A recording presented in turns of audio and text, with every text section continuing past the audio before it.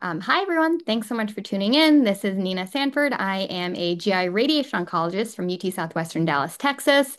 Today we have with us someone awesome. This is Dr. Kristen Ciombor. She is a GI medical oncologist at Vanderbilt. She is an expert in like so many things GI oncology, always my go-to when I have questions about immunotherapy in any GI cancers. But today we are actually going to talk about ctDNA or circulating tumor DNA in colorectal cancer. And the idea for this came from when she gave a really great talk on the subject at GI ASCO this year. And then with some recent data with the Dynamic 3 trial coming out at ASCO, I thought it'd be great to just ask her a few more questions on her thoughts on the subject. So thank you so much, Kristen, for joining us. Thanks, Nina. It's great to be here. All right, so I will actually start, and I don't have a lot of slides, but I'm going to maybe throw up some slides to try to frame some of this discussion. All right. Slideshow. Continue to share. Okay, so I got this figure actually from Kristen's talk, but it is from a review that was published on ctDNA and colorectal cancer in 2020. And this is just to show that there are many potential uses of ctDNA sort of across the diagnostic spectrum from early detection to treatment response and monitoring. But today we really wanted to focus our discussion on MRD, minimal residual disease assessment for colon cancer, colorectal cancer, but really colon cancer. They'll ask about rectal cancer at the end. So, to frame the first question I'm going to ask, which is going to be about the role of ctDNA in MRD positive disease post surgery. This was a Dynamic 3 trial that was just presented at ASCO here a couple months ago. It looked at patients with stage 3 colon cancer who underwent resection. And then what was presented was for patients who had ctDNA positive disease. And they were randomized 1-to-1 to either standard management or escalation of systemic therapy based on ctDNA positivity with some algorithms here on the right. The primary endpoint was 2-year recurrence-free survival. Here's their flow chart, and don't need to get into the details, but really showing here that the ctDNA positive cohort was actually quite small, only about 129 patients. And then the presentation obviously went into a lot more detail, but you can see here that there's really no difference in recurrence-free survival at 2 years. And so here are some of the take-homes from the talk.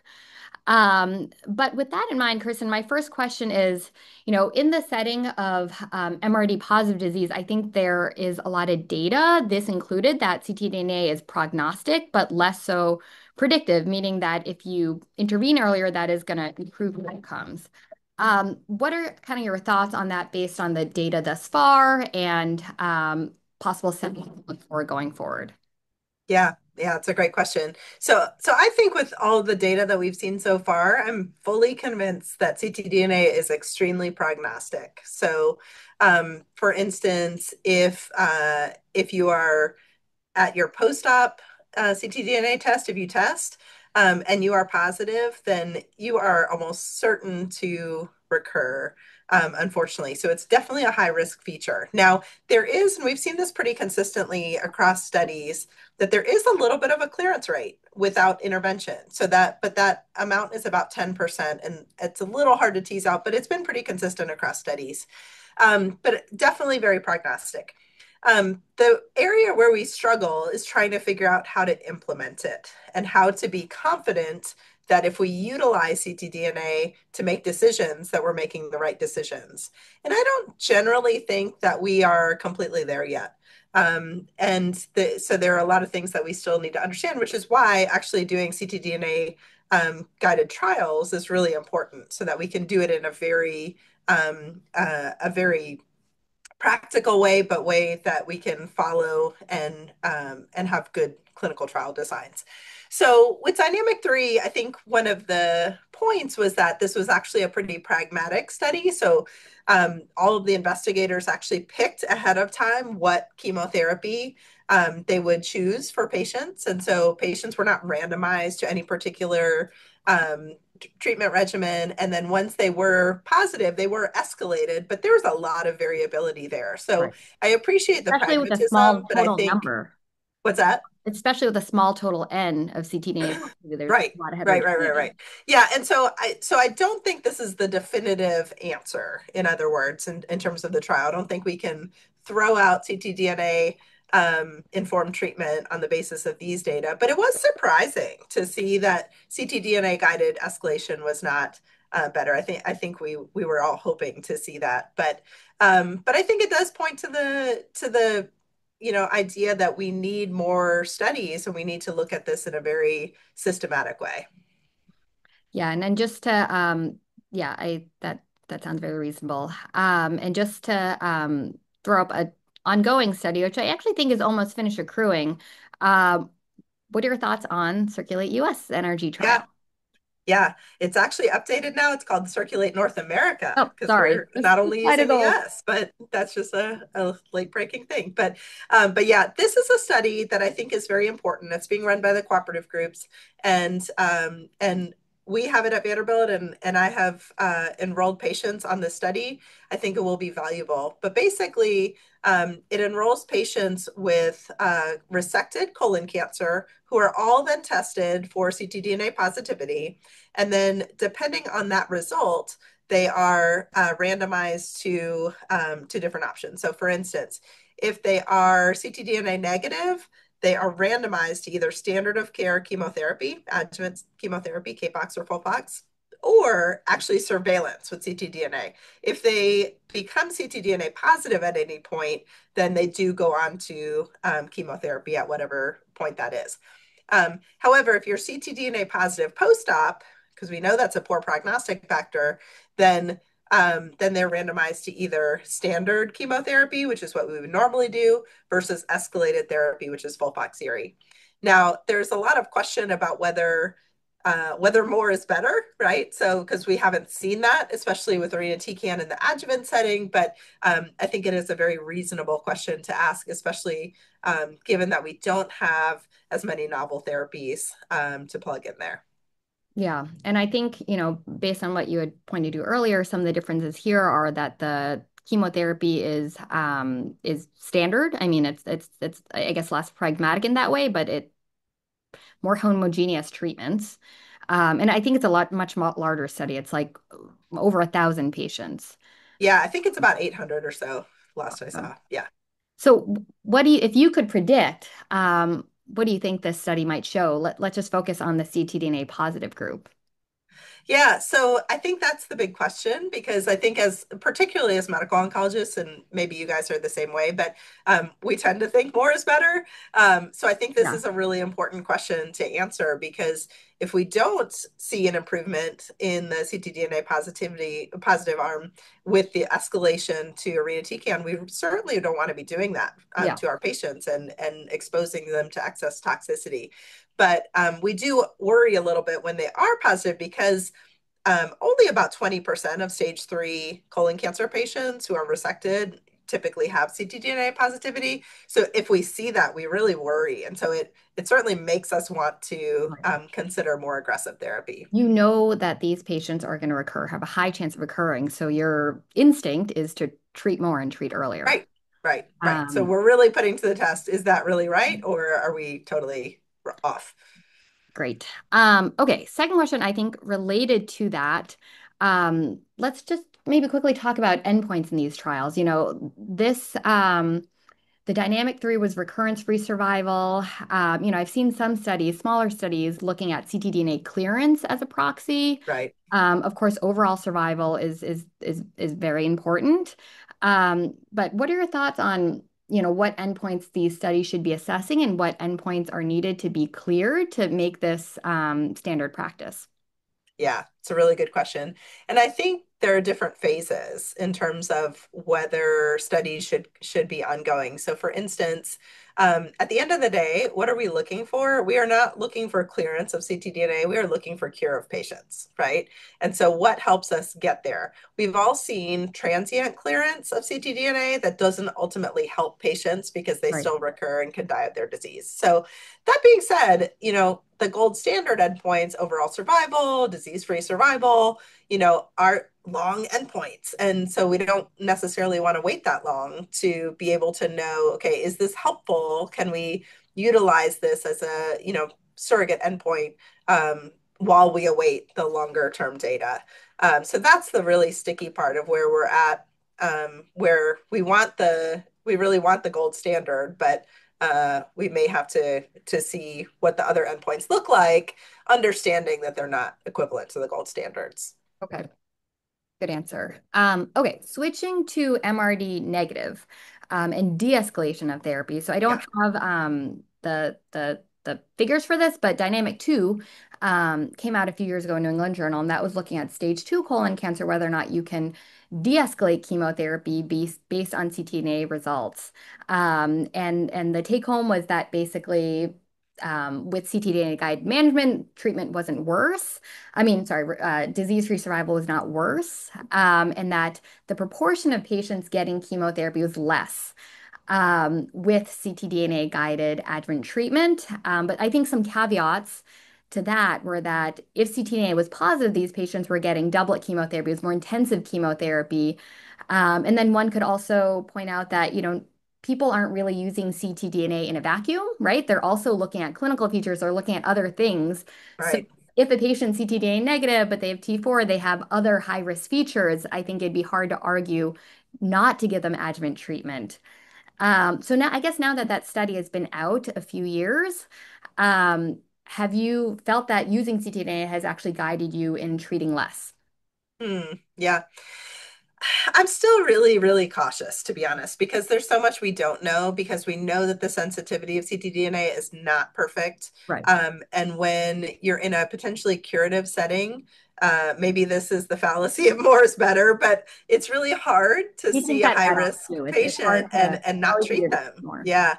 And I talk to patients all the time. So where I do sometimes use ctDNA, and I have a long conversation with the patient about the pros and cons, because I think there are both in utilizing this technology. It's not guidelines driven, because we'll probably talk about this, but the NCCN does not actually currently recommend use of ctDNA in these decisions. But where I do, utilize it potentially in the clinical setting, for instance, in my stage 2 patients who I otherwise would offer active surveillance, who I will not give chemo to. So these are the kind of the average risk or low risk stage 2s.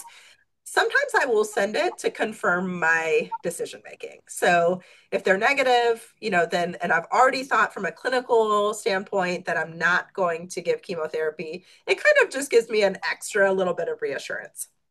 On Okay. the other side, because I do think ctDNA is very prognostic, for those patients I'm not planning to give chemo to, if they turn up ctDNA Positive. positive, then I will have a pretty long conversation with them about what that might mean and the fact that that may sway us, just like other high risk features would do, like T4 or LVI or other things that kind of help in that decision making process. What I'm not willing to do right now, and this is why Circulate's going to be so important, is say in the stage 3 setting for somebody who is negative for ctDNA. I am not willing to de-escalate them yet and say you don't need chemotherapy. I don't think we're there yet. I don't think we have the longer term data or the positive data to kind of show that that's equivalent. And I tell patients up front, because they get very confused. If we are going to send circulating tumor DNA testing in a stage 3, and I'm already going to give them chemotherapy, which I do for most off trial, then I do say, okay, even if this is negative, which is most likely to be, because again, the stage 3 positivity rate is only about 20%, then I do say, we are, it's a good thing that you're negative for ctDNA, but that doesn't mean you don't need chemotherapy. Okay, yeah. So I guess what I'm hearing from you is that it hasn't really led to using less chemo, but in patients who you um, might have omitted chemotherapy anyway. It's giving me more reassurance that that is Yes. the right thing to do. Okay, got it, got it. Okay, so you briefly mentioned sensitivity. Could you just maybe in a few minutes just briefly walk through the different types of ctDNA assays, informed versus non-informed, sensitivity, false positive, false negative? We mostly use Signatera here. I know that's a tumor-informed assay, but I also know the technology is changing a lot. So just like a 101 in a few minutes. Yes. So this is part of what makes ctDNA so challenging is that the technology is moving so quickly in a wonderful way that, the assays are changing rapidly and improving, but you do have to understand the test characteristics to know how much to trust it. So for instance, in broad buckets, there's tumor uninformed assays and tumor informed assays. So I would say typically the tumor informed assays are the ones that are being used the most in general. And there are pros and cons to that. So, by a tumor informed assay, you are using the surgical specimen to identify which mutations, somatic mutations, are in that specimen and then customizing a blood-based assay to try to identify those fragments of DNA in the blood. So as you can imagine, that takes a lot longer, right, than just kind of an off-the-shelf blood test. And sometimes that can be really important because we know that the timing from resection to start of adjuvant chemotherapy really impacts survival.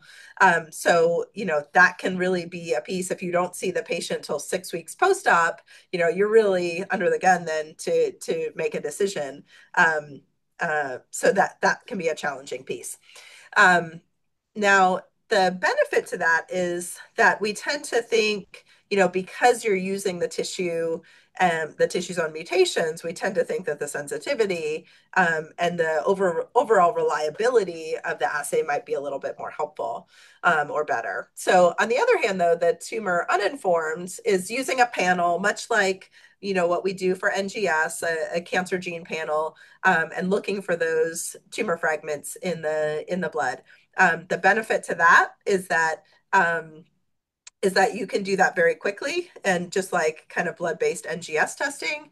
And so you don't have to wait very long to get those results, especially if you're trying to make a decision. Now, there are multiple companies doing both of these type or each of these types. And a lot of the different trials are utilizing different platforms. Yeah. So it can be really challenging, and you really do have to understand which assay is being used to know if that's, the right assay. And we've seen Yeah. that, for example, in the Cobra study, Yeah. where that assay being used was kind of an older study. At the time, it was a really good assay, Yeah. or what we thought was a good assay, but the technology has improved so much that it can really impact our results too, which is really challenging. So is Signatera the one you guys are using most commonly as well? I would say I think there are multiple platforms. I do tend personally when I am sending circulating tumor DNA, I do tend to send the tumor informed assay from Okay, Natera, um, but there are definitely alternatives as well. got it. Okay, so um, we alluded to this earlier, but I was just going to ask, given what, kind of everything we talked about in the uncertainty regarding its predictive value in the adjuvant colon cancer setting, and as you mentioned, the NCCN guidelines specifically say it's prognostic, but not yet known to be predictive, and did not recommend its use outside of a clinical trial. When are you using this test for patients? Yeah. Yeah, um so yes, the NCCN panel has decided that there is not enough evidence to recommend its use to the use of ctDNA to guide treatment. And I think that's appropriate. Um, I will say for my own practice, and I think there's a huge spectrum in terms of how clinicians are utilizing ctDNA, huge spectrum. I probably fit somewhere in the middle where I try to use it judiciously. And the most important thing to me is trying to educate the patient to understand where, where this is helpful, what we know, where our data are missing or lacking, so that we don't utilize it lieu of something else that we need to do. So for instance, I will it's actually added on to my clinic time quite a bit, Yeah. because because there I think there are a lot of pros and cons to discuss. And so I actually try to tell patients, I kind of walk them through some scenarios in terms of, okay, it's positive after we complete chemotherapy, but your scans are not showing anything. That is a very anxiety provoking time. Are we okay with that? And try to actually make them think through that, because I find that patients are very different. I've actually had patients say, you know what, I don't want to do ctDNA because I want to just stick with standard surveillance. And I totally support that decision. Yeah. There are other people who are like, I want every possible test Yeah. that will give me some idea, some shred of data that I can use to kind of make decisions, Yeah. even if we're not ready to utilize it for treatment, initiating chemotherapy or whatnot. So it's really challenging because it is so widely available. Yeah. Um, but it's almost like one of those things like we're building the plane while trying to fly it, where we're kind of using it. And as we get more experience, um, I think we have a better handle on it, but we still need clinical trial data to really truly guide what we do. And then there's the whole, discussion of cost and access, global Yeah. access to this testing that can be challenging too. We're in this weird space where it's technically, available, and often at least at the current time, the costs are not passed on to patients, but you Right. have to think about, okay, if NCCN was going to recommend it, what would that cost the healthcare system, and is Right. it worth it? So I think those are all things that are really important to think about. We clearly need better tumor markers, better ways to assess disease in real time. And we've come a long way, but we're just not quite ready to implement it routinely yet. Yeah, I know. I think all those points are really well taken. It's one of those things that, when I talk to patients about it, it's like if it comes back negative, it's great. And it's like, they have more reassurance. But yeah, the question is what to do if it's positive and you don't have, it's not showing on scans, but there's a high chance it's going to recur. That can be really anxiety provoking. And I think, Mhm. I know that there have been some studies showing, patient sort of reception of ctDNA and how they, receive it and how, their thoughts regarding the test. But, I think those are select patients, right, that are probably choosing to do the test and choosing to do the study. So I completely agree with you that there's really been a spectrum of how patients receive the test, and it definitely does take time to really inform them of what's known and what's not known. Yeah. Um, okay, so last question, just like totally switching gears. We talked about MRD after colon cancer, but an area I think it could potentially also be useful is in rectal cancer, and specifically in the realm of non-operative management, and sort of assessing response to therapy and potentially helping to decide if the patient has a complete response. Because as you know, a lot of times there'll be discrepancy between the MRI, is this fibrosis, is it active tumor, and then nothing on the endoscopy. And then maybe the ctDNA could help swing you one way or the other. Of course, if there is just low burden of disease, it might be negative. What are your thoughts on that as a Yeah. potential, use of ctDNA? Yeah, that would be it's a perfect use case of where we would love to use this.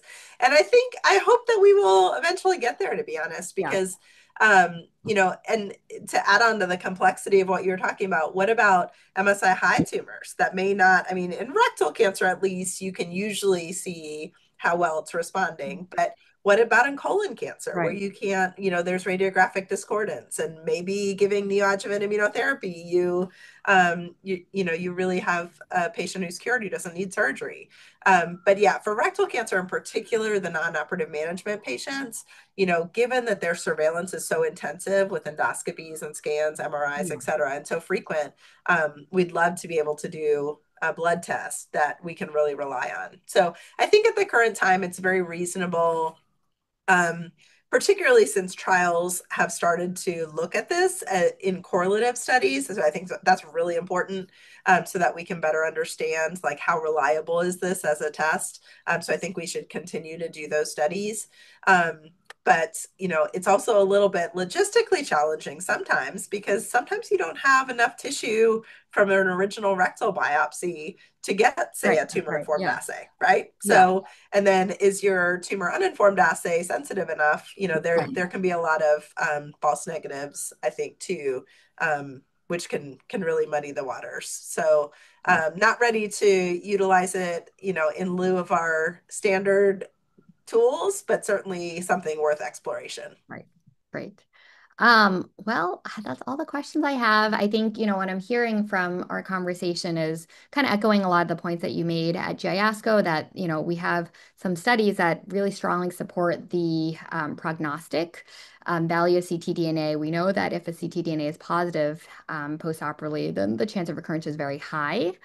But the data on the predictive value is not there yet. But potentially with Circulate North America, it sounds like that is a potentially definitive study for that setting, given that it's so large. But we'll see what it shows, obviously. Yep. And that, the discussing all the pros and cons with patients is very important because it's very nuanced. Yes. Um, Thank you so much. You're Um, welcome. yeah, Great I to talk really to you enjoyed as this. always. And we'll see you at the next meeting. Sounds good.